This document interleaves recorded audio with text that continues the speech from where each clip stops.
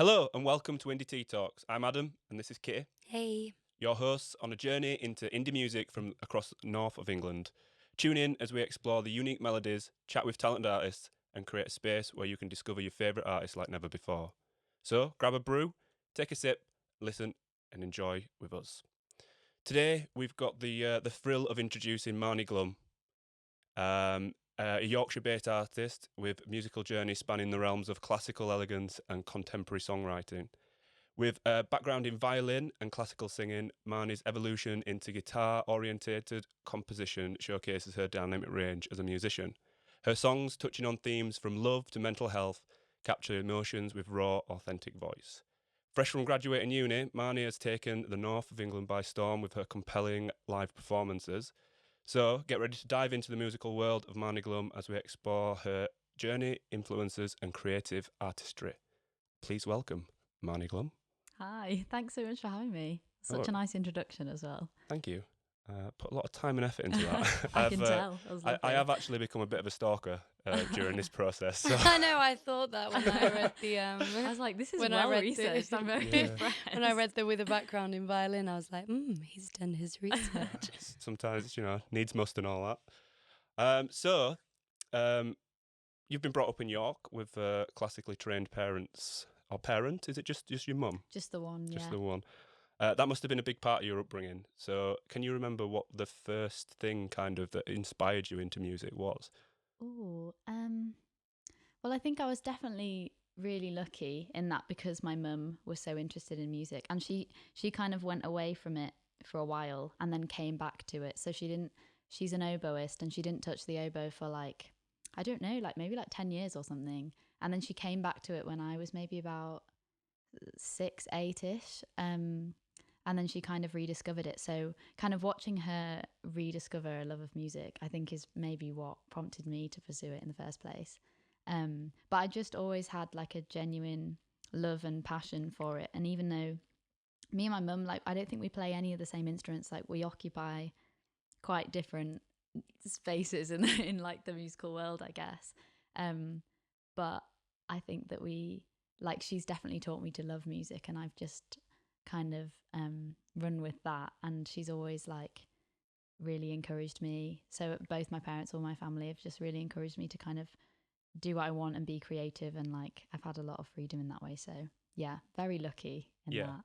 Yeah, I think obviously like that classical sort of background is really quite a technical area to start off in. So if you're starting in that sort of technical elements, when you can bringing that into a more contemporary music, it must give you a real insight into how to develop songs. And I think in some ways, but considering that I do technically have a classical background, I don't think my music theory is that great. So I actually don't really have that much to draw on. I can just about read like basic music, but I'm definitely not like a classical genius or anything. And actually, I mean, I say, even though I played violin for like 10 years, I was not very good.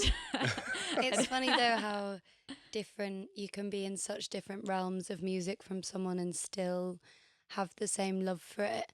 Like even when I've seen your mum at gigs of yours, she knows how to appreciate and immerse herself in music, which I think for your upbringing is probably the most vital part, regardless if you come from different realms of the spectrum of music. You can tell that, I don't know, I think it's nice to see how well cherished music is within your family. Oh, that's so lovely. She's gonna love hearing that. I think that's definitely true. Like, yeah, I think that's the thing that I've taken away the most, like from my family, is just loving music as a whole. Like my mum is she's maybe one of the most passionate people I know. Like she's doing a PhD at the moment in music. Oh wow! And she, has got really into like the researching side and the history of it, and just hearing her talk about music is so inspiring because she loves it so much, and it's just really, it's nice to experience, and I think that that's rubbed off on me a bit. What's the thesis on then? Oh God.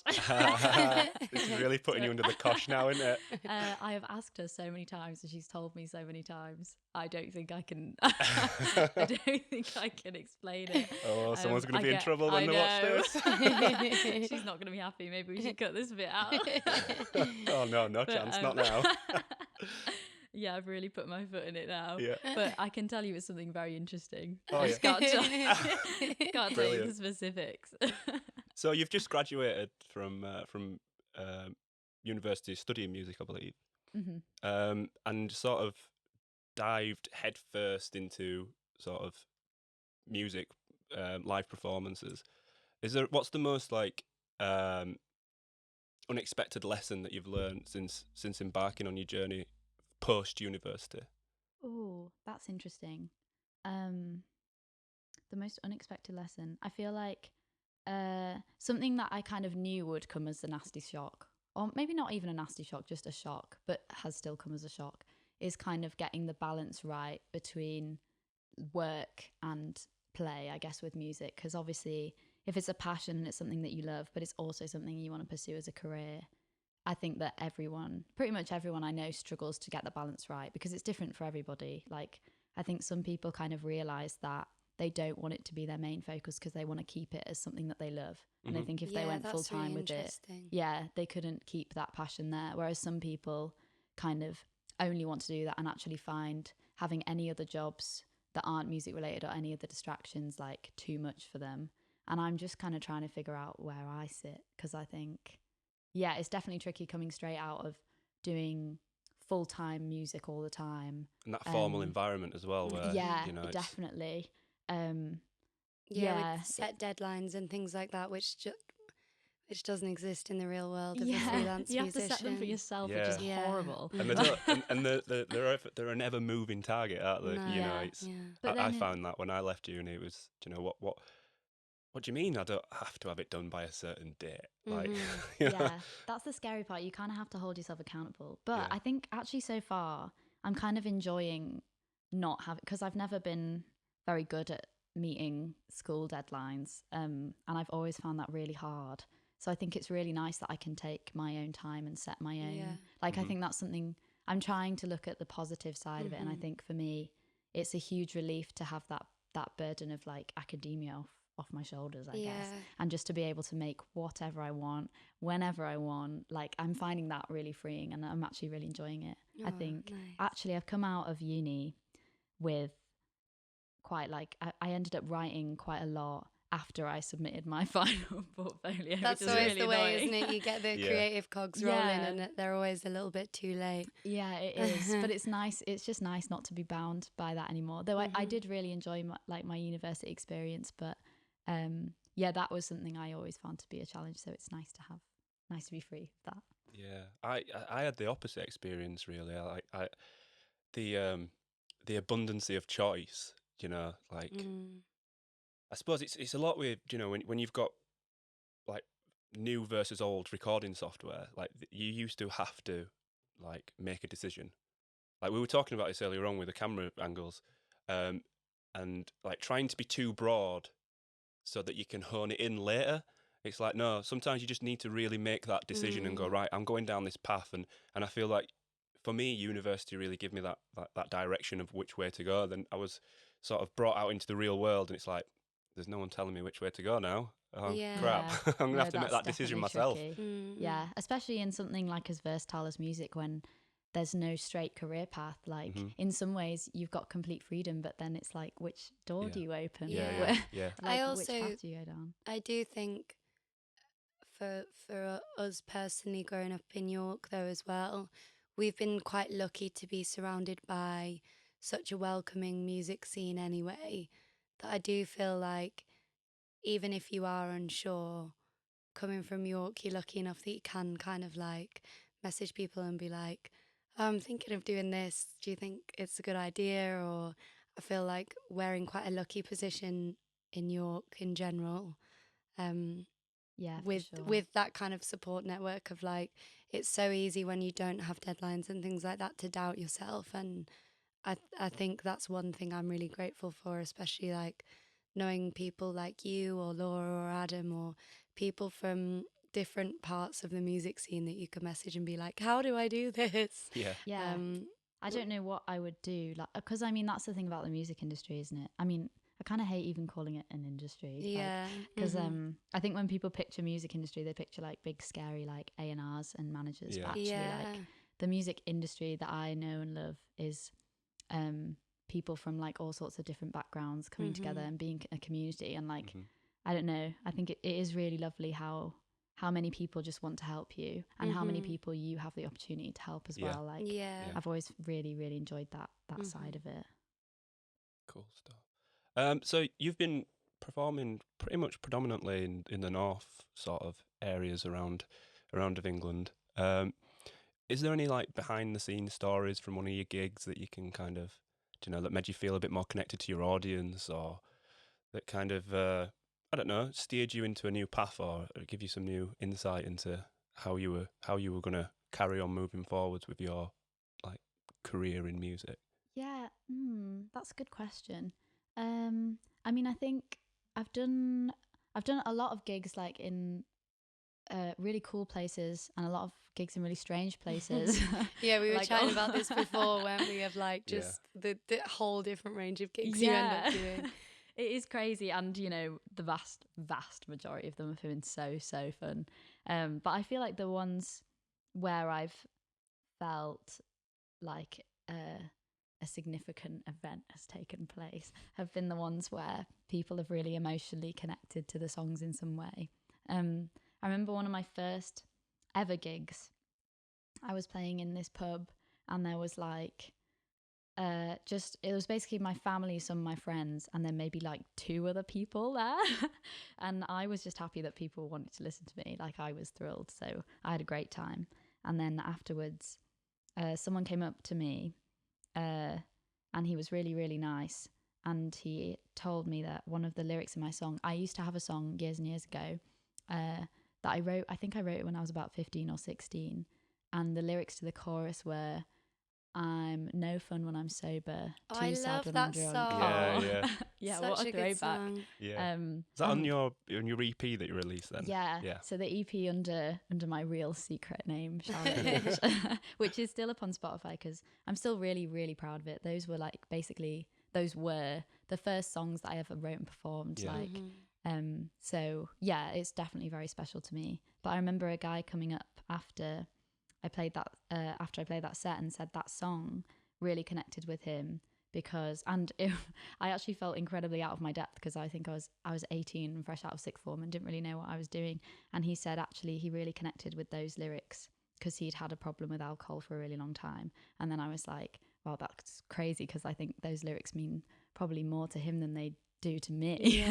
And it was so nice that he'd connected to it in that way. And like that's what I love, when people can find something of themselves like in music. I think that's really beautiful. So it's like such a subjective sort of world, and completely. Yeah, and how also sometimes I think that's why a lot of musicians like myself and yourself quite often find it hard to specify what their songs are about, because sometimes it's nice to have them an open book for people to take what they want from them. And that's really lovely that for you, someone has taken something so strongly for themselves. Yeah, I also felt like a bit of a fraud though. So. Yeah. I'm glad those songs are still up there though, because I think similarly to a lot of people that write songs when they're younger, you kind of have this reflection upon them that they are, I just wrote that when I was 15 or 16, or, I didn't really know anything then. But I think especially for Adam and myself, and probably a lot of people, they are, they're really intuitive songs, and they are really, the lyrics are really interesting. They're not just like, a lot of the kind of teenage love songs that we tend to write. That a lot of them are really, they're not anything like that.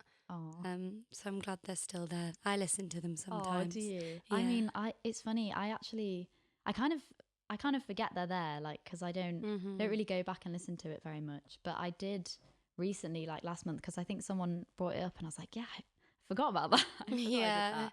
And I went back and listened to it, and it was really interesting, like listening to it when I'd half forgotten a lot of the lyrics myself, and like kind of looking back and thinking, because I've always struggled with confidence, and I'm really, like, I look back on it and I'm still very, very proud. Like I'm really happy with that, like the standard of it and stuff. So I think I'll probably always keep it up. It's a nice memory. Like my music has obviously progressed and evolved a lot since I was 18, but yeah, it holds a special place in my heart. Yeah, Absolutely. I think so. Yeah, I think it's really important to keep things like that there, just to kind of ground you as well, you know, to bring you back to that moment. And like I look back at a lot of the stuff that we did, you know, we YouTube sessions that we did back when I were at university, and there's lots of stuff on there that I think, oh God, I want to have done that like that. But I'm still super proud of it. I think it's amazing. Like, and it's a little, you know, excuse me, there was one artist that recently got in touch with me and said, like, I want to take a video down, and I don't have access to the one that she wants to take down.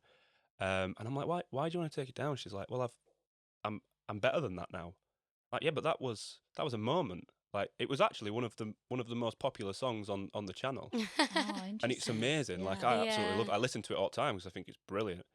And yeah, and she wanted to take it down. I'm like, look, you know, I can try and direct you in right area, but honestly, I think you should reconsider. I think you should look at it as you know, as something to really see where you've come from, and where you know, what it means to you, you know, to play that sort of interesting because music. there's lots of ways to look at it, though, isn't there? Because also I do get, say, if you are trying to rebuild or reform yourself, I understand that. But if the idea is just that you're better, I don't know. It's tough, isn't it? It's really tough. It is I tough, feel like she was being very self-critical. Yeah, which, you know, is so easily done. Yeah, because it was such an amazing, like, performance and song, and you know, I really enjoyed it. I certainly didn't want to take it down. Not that I had any say in that. Cool. So, I've got a really deep question for you here. If your music were a flavour of tea, what tea would it be, and why? That's such a good question. That's why it's called Indie Tea Talks, right? Yeah, well, you know, we got to know. Get used to this question, guys. It's Yeah. going to be coming up a lot. I think probably something like chamomile, I would say, because it's quite like something peaceful and relaxing. Because I think I wrote a lot of the songs when I was coming to terms with difficult things in my life, and when I finished the songs, I would always feel very peaceful, like, yes, I've done that. Yeah, I think that's really reflective of your music, actually. Yeah, and then hopefully, like, I don't know, I guess I hope that people hearing the songs that are maybe going through some kind of similarly tough time can maybe also find some peace in it. And that's like, I don't I guess this is a bit tangent, but I guess I'm called Marnie Glum because I kind of wanted to take can I say piss? Yeah, why not? Because I wanted to take the piss out of kind of the fact that my songs are kind of on the sadder side, and I delve into like sadder subjects, but that doesn't mean that they're not serious songs.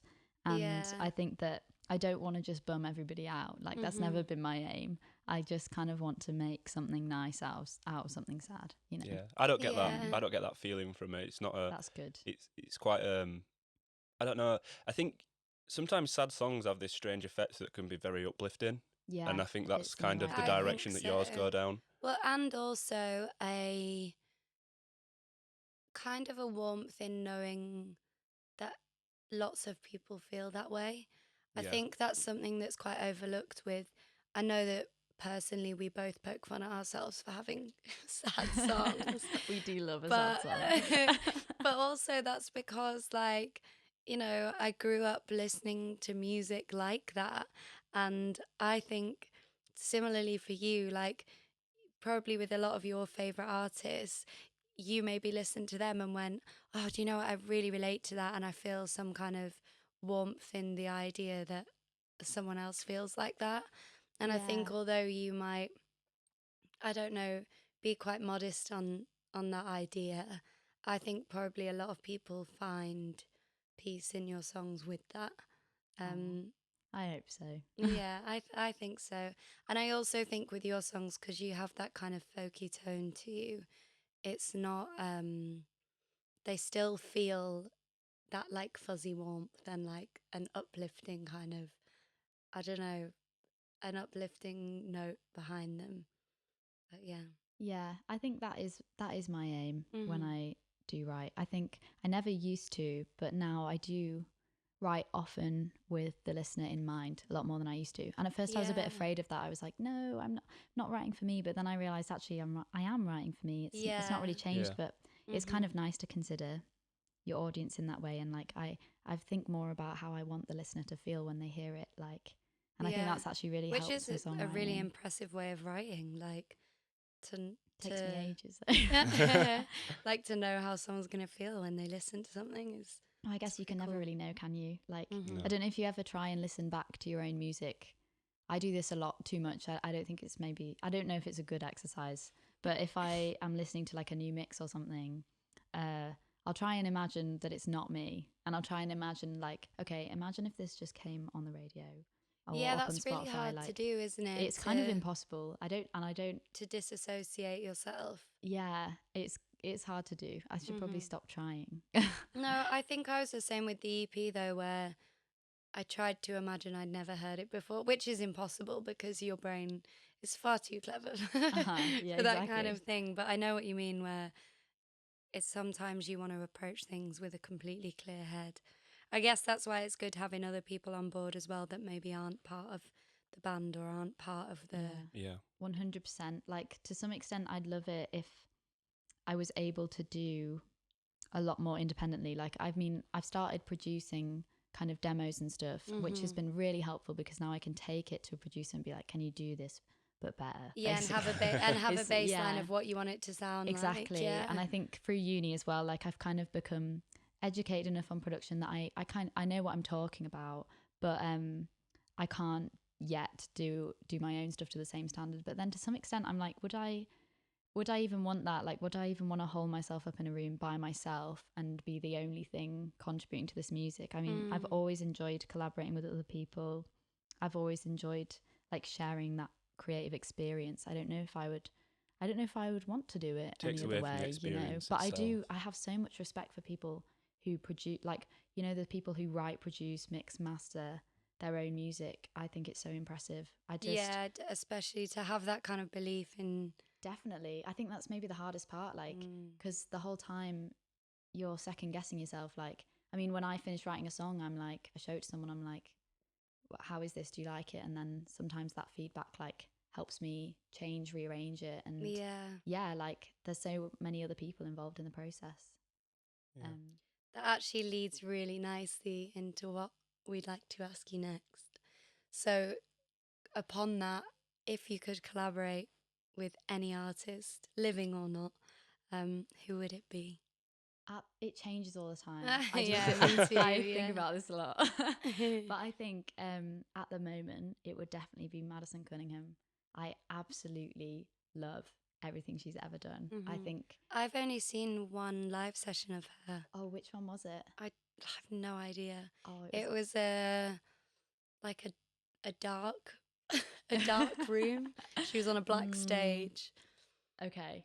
I don't know when it was or what it was, but um, yeah, that's made me want to listen to I her. think I honestly, her second album, Revealer, I think it might be like taking the top spot as my favorite album of all Oh, time. Like, nice. I genuinely haven't connected with music like to that extent in a long time. Actually, I'm not sure if that's true. I love it. I love it to pieces, is what I'm trying to Nice. say. Oh, I didn't Um, bring my I like how well you're holding yourself accountable to these statements. I didn't want to make sure everything I Yeah. say is true. I didn't bring my adapter for the car lead. We could have listened to it on the way back to York. Yeah, I can just play it through my awful tiny phone speaker. You could sing it to me. Yeah, Yeah, but I mean, perfect. it's actually like I love her music so much. I think she's an absolute genius on guitar. Like, her voice is gorgeous, but her songwriting is immaculate. And I don't. Yeah, I think even though I am a guitarist, like it took me a long time to admit that I was a guitarist. Because I think a lot of it has to do with being a woman and kind of worrying about your abilities in that sense. Because I think women quite often get overlooked as guitarists, instrumentalists, producers, and things like that. And then seeing Madison Cunningham like playing guitar in like such an effortless, like intricate, amazing way, I could honestly like. I have watched videos of her for like hours. I think it's insane. And it kind of made me, I started practicing again when I hadn't properly practiced for a really long time. And it got me interested again in guitar, like not just as a way to complement your voice, but as an instrument in itself, and as like as such, and with its own intricate melodies and stuff like that. Exactly. Like I feel like I'd hit a wall like with my guitar playing, and then I kind of found her and I was like, wow, no, I can push myself more, like I can do more. Look what she's doing. And that was so inspirational for me. And I think it got me thinking as well, like it's so crazy how just seeing one role model can change things. That's really interesting, because do you remember last time I saw you play, I remember saying to you, I'm always in awe of your guitar playing. I think you're an incredible guitar player. But that's really interesting that that's probably post you hearing that album, and that it maybe even did show in your live performances. Yeah, like that's maybe. Yeah, that's really interesting. It's had a huge, and I mean, it's quite fairly recent, like only in the past like few months. Like, but yeah, it's crazy. Like it's just so nice to find something like that. And I think that just goes to show. I don't think I really understood the importance of like having role models and having representation until I kind of came to that realization that like, wow, I think if I'd seen this a few years ago, like I'd probably be a much better guitarist now. Like it's crazy. I didn't realize I was that impressionable. I guess I didn't realize that all it took was seeing one person and being like, oh, I want to do that. That's really funny though, because the one live session I've seen, I'll have to try and find it afterwards, but I always just leave YouTube on shuffle. So I started with what was the first video I put on? Oh, The Water with Johnny Flynn and Laura Marling. That's always a good one to start with, because then YouTube just takes you to these wild places. And interestingly enough, I put them on while I'm like cleaning my kitchen or whatever, and I had it on, and she did make me turn around, which is interesting that you're saying you were so impressionable, but it does sound like she's someone that is quite captivating. Crazily underrated as well. Like for me, well, you've definitely made me want to check her out more. I think I don't think she's the next anything. But if she was somebody, she'd probably be like the next Joni Mitchell or something. Nice. I honestly, we should probably stop talking about her. This isn't her podcast. We could talk about her for ages. So your sort of your music's got like the power to invoke strong emotions, like we've been discussing. Is there a particular song that you've written that holds a special place in your heart, and what's the story behind that song? Probably most of them, to be fair. I very rarely write, well, actually never, don't ever write songs that don't have like a meaning. I find it really hard to... Yeah, so hard, isn't it? Yeah, definitely. Like, you know, I'm so in awe of people that can just churn out songs like whenever. I think that's so impressive. And, you know, I write songs for other people, with other people, and then I'm much better at kind of coming up with ideas and maybe imagining myself in a space that I'm not in, you know. But or for kind myself, of throwing stuff, bouncing off each other and throwing stuff out there that you maybe wouldn't when you're on your own. Yeah, I feel like that's why I think co-writes tend to kind of finish up, like you kind of wrap them up a lot faster than you do with individual songs. Because I mean, some of the songs that I have now, like I've just finished writing, I've kind of had the melodies in my head for like years, not done anything with, like but I think probably the song at the moment that I'm like the most kind of have the most emotional connection to is a song called Sink Into It, which I wrote when did I write it? I think I wrote it a couple of years ago now, and it was a really hard time in my life, and I think I was maybe just coming out of it, and it's kind of about that moment when I think if you're really struggling with your mental health or with events in your life, and you're kind of you have to kind of consciously decide to drag yourself out of it. And so I wrote Sink Into It as like a what if I just like gave in to, you know, feeling awful?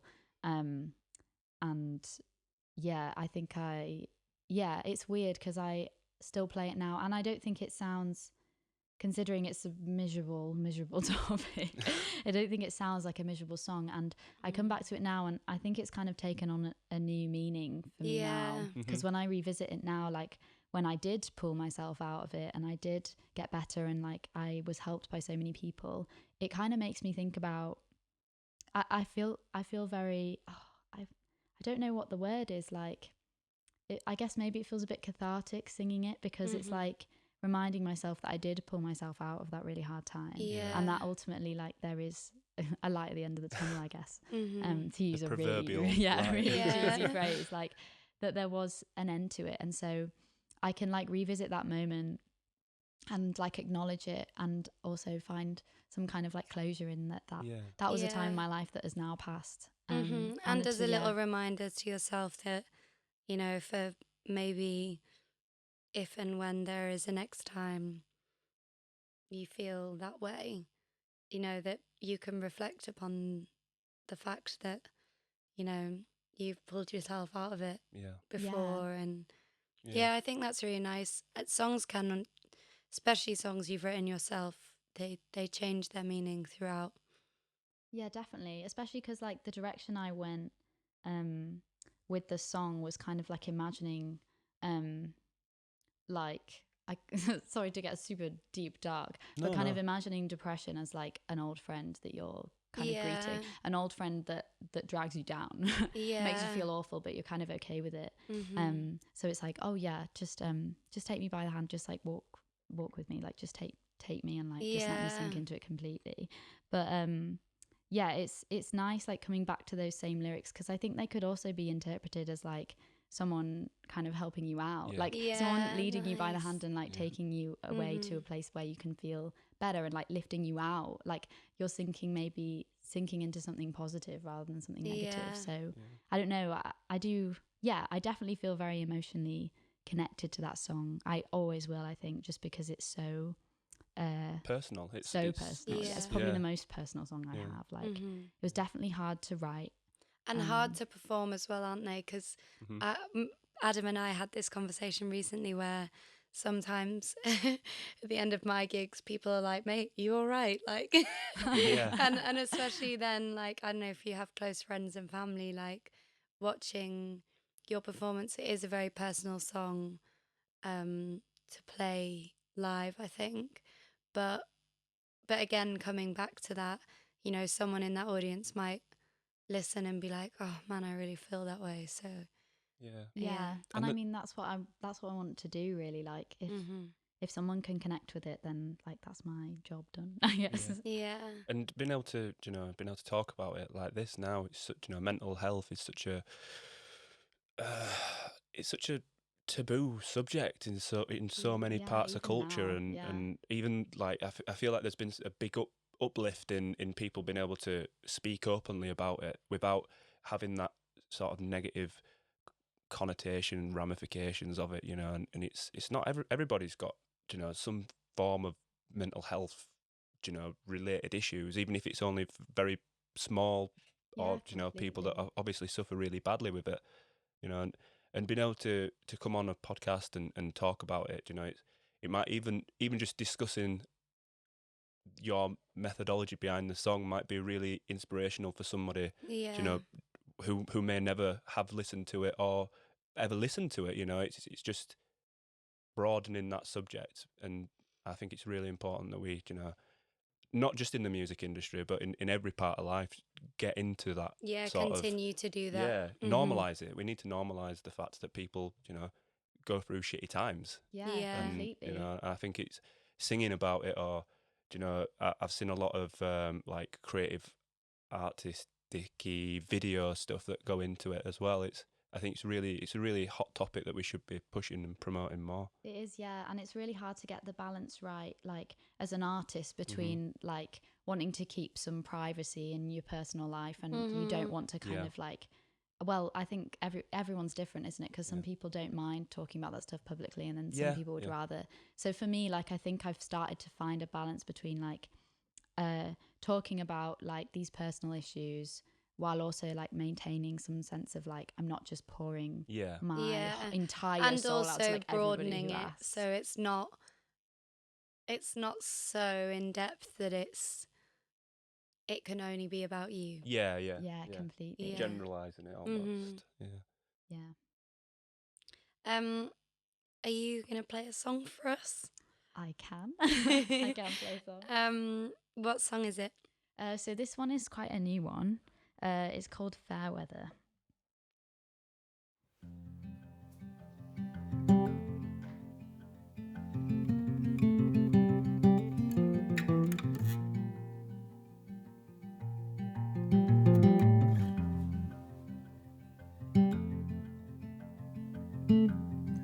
Break it in. I can't see where the light begins,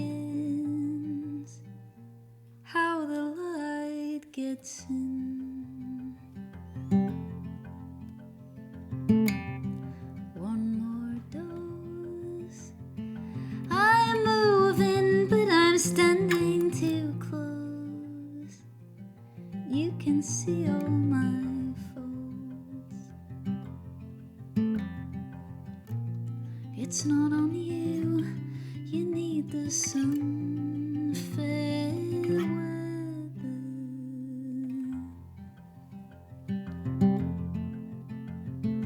Holding back while you're keeping me out. Are you keeping me out? It's not on you, you need the sun. Fair weather.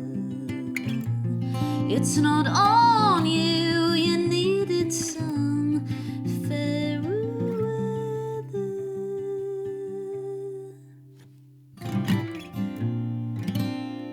I tried.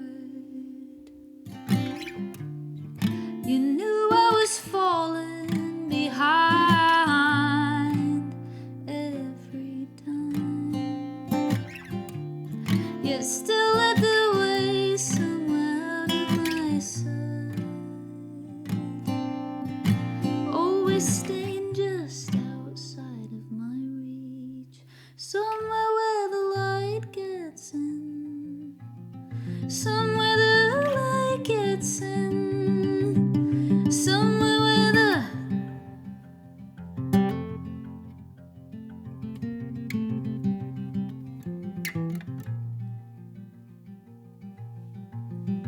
you're keeping score.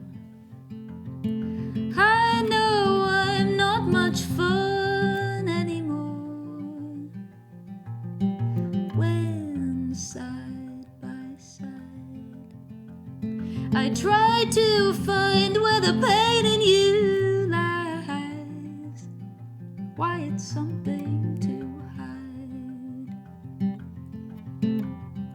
I can see why you're cutting me loose.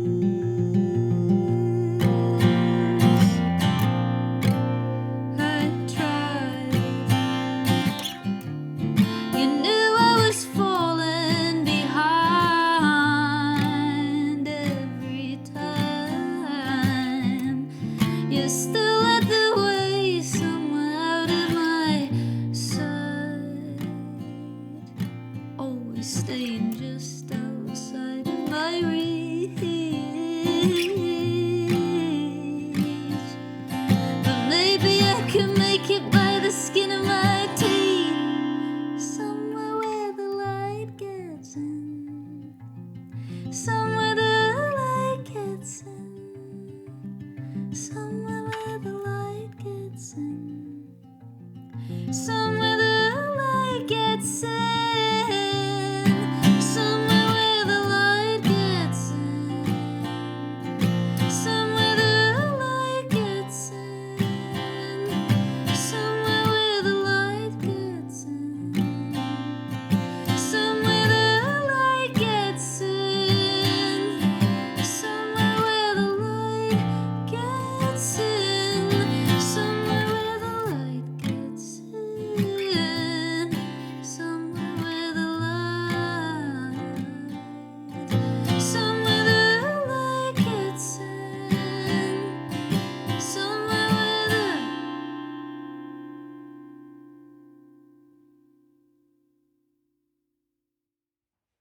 That was Marnie Glum with Fair Weather. Thanks for playing that beautiful song for us, Marnie.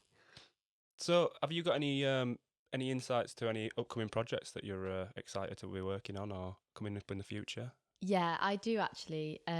So I have recorded some new music. I'm debating how much to reveal. But yeah, I have recorded some with a producer that I've known for a really long time. We've worked together for ages. Love him to pieces, and yeah, it's been really, really fun. I had to travel quite a way to record it, which was really exciting for me. We recorded it in Norway, and that was amazing. really, really fun. Yeah, so now, yeah, there is a collection of music coming out fairly soon, but I don't have any dates yet. I've been sitting on it for a while, but So, is it like another EP or? maybe. Maybe I'm trying to Perhaps. entice something. Yeah, and then they're all songs that I have had for a couple of years that mean a lot to me. That and that I think really kind of encapsulate the sound that I want. Like, I think it's the first time. Well, I think my first single, I'm still like my first single under Marnie Glum. I'm still really happy with it, but I think that it was made at a time when I wasn't really sure what I was doing, you know. And you found your sound a little bit. Yeah, I think so. Like I did That's really nice. enjoy, like, Celebration Florida will stay up because I feel like it reflects like where I was at the time, and I really enjoyed the process. But this collection of music is this is what I sound like. I think it's the most excited I've ever been about a release for sure, but it's also the most nervous I've ever been. That's good I think, though, because it means you really care about it. Yeah, I think exactly. If you're sitting on it and you're holding on to it, then I guess sometimes that's a good sign, isn't it? Yeah, exactly. Caring about it can be nice. scary. Yeah. But I'm really excited. So, is it going to be a bit more full bandy, or is it more? You'll have Come to on, wait. give us some. You'll have to wait and see. Give us something. But I think people will like it. Nice. I think. Good. Leading on from that, is there any lessons or anything you've learned from recent experiences, like maybe recording or learning how to produce yourself, that you want to share with any aspiring or upcoming artists? Like, what do you think? Is there anything you've learned from that you'd like to share? Ooh, I'd say don't be afraid to suck at something.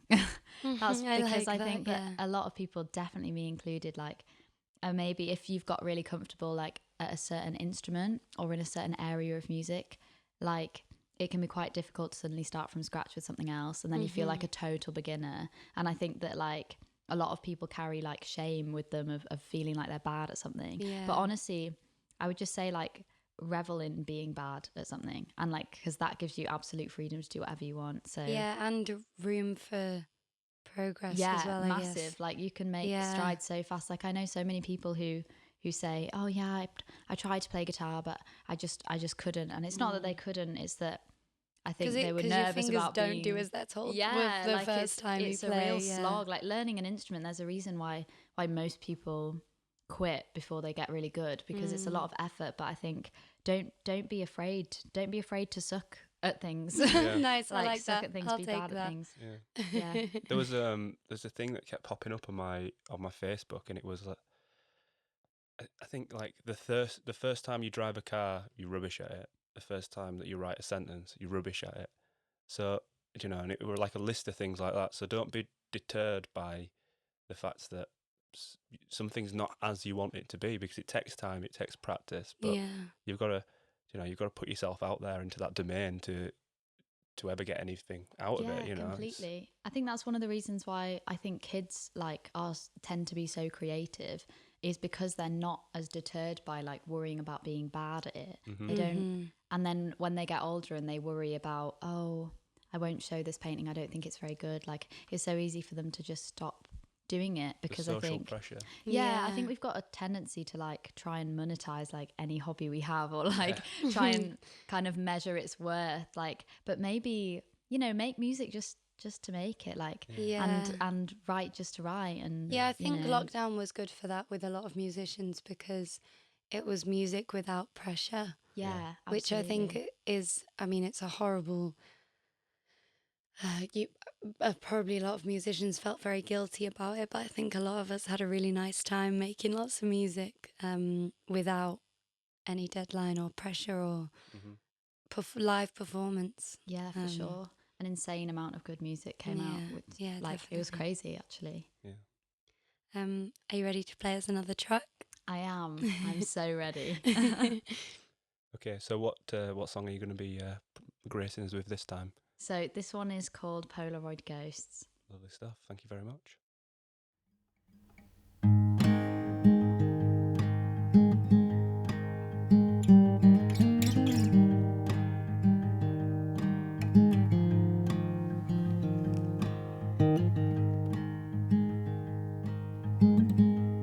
Ghosts keep messing with the lights. Still pretty sure it's the same place, and I'll meet with the same fate as all the other kids our age. Going grey at 17. Someone tell me what that means.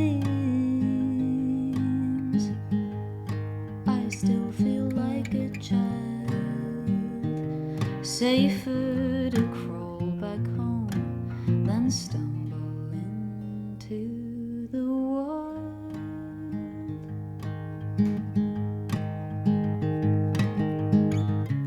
Wasn't born to be this tired. Take my limbs and rearrange them to be strong enough to stand up on my own without someone holding me.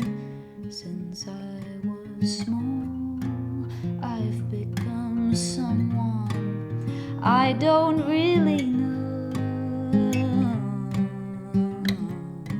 Since I was small, I've become someone I don't really know.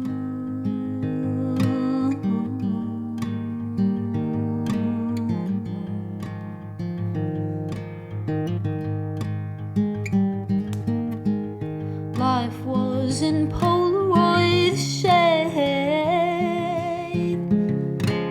when I was small, and CD cases snaked across the wall. I turn to when I feel alone. Before I know it, I'm on the train home.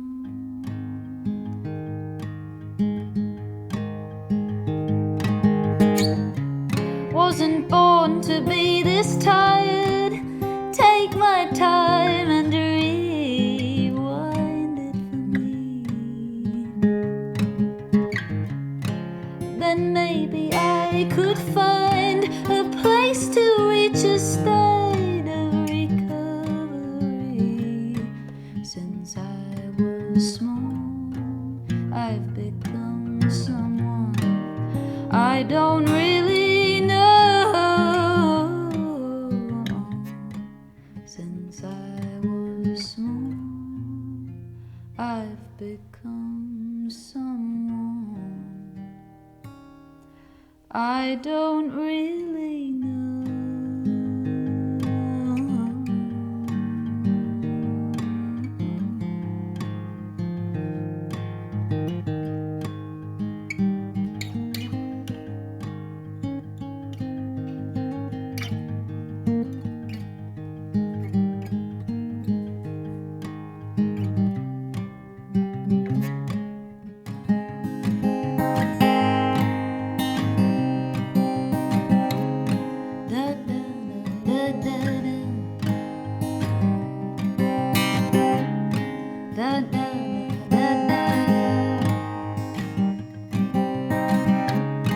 da da da da da da.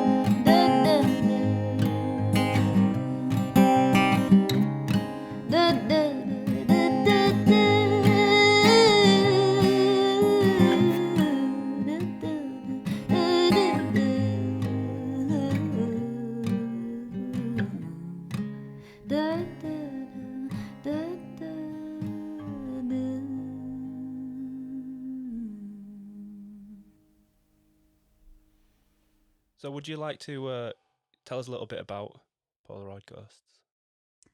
Yeah, so I wrote this quite a few years ago now, on a really out of tune guitar at my parents' house. I think I wrote it on the stairs. I was just like sat there playing with it, and I just tuned the strings to kind of the nearest note that they were. It was like a really like my first ever guitar that I had that was just still there, and I just tuned it to the strings. And then yeah, I think it's kind of about, I feel like it's kind of a coming of age song. Like it's about growing up and maybe struggling to, or feeling like you're struggling to keep up with the pace of the rest of the world. And trying to find some peace and acknowledgement in that. I like it. I think it's definitely one of my more uplifting songs, I would say. Yeah. Yeah. Definitely. It has that kind of build behind it, doesn't it? Yeah. It's quite a hopeful song, I think. But yeah, I really love that song. Yay. Well, it's been an absolute pleasure having you on Oh, today. thanks so much for having me. I've had such a good time. I know it's been brilliant. So for anybody out there that doesn't know how to get in touch with you, how to follow your socials, can you give them a bit of a heads up on where they can find your music and where they can find your online presence? Yeah, so at the moment I've got one single out that will change shortly, under Marnie Glum, so MarnieGlum, and then you can find me at Marnie Glum on Instagram, Facebook, and TikTok. No others, I don't think, as of yet. Nice. I think that's all the main ones. I think that's enough. Yeah. It's enough online presence, isn't it? I think so, yeah. Brilliant. Well, it's been a pleasure today. I've really enjoyed it. That kind of wraps up another episode of Indie Tea Talks. Again, I'd like to give a big thank you to Marnie for gracing us with her time and making the journey over to the studio today. Oh, thanks so much. Remember, you can follow Marnie on her socials, and you can also hit us up on our socials. Follow us on YouTube, subscribe, and we'll be on Spotify and everything else. Until next time, thank you very much. See you later. Bye.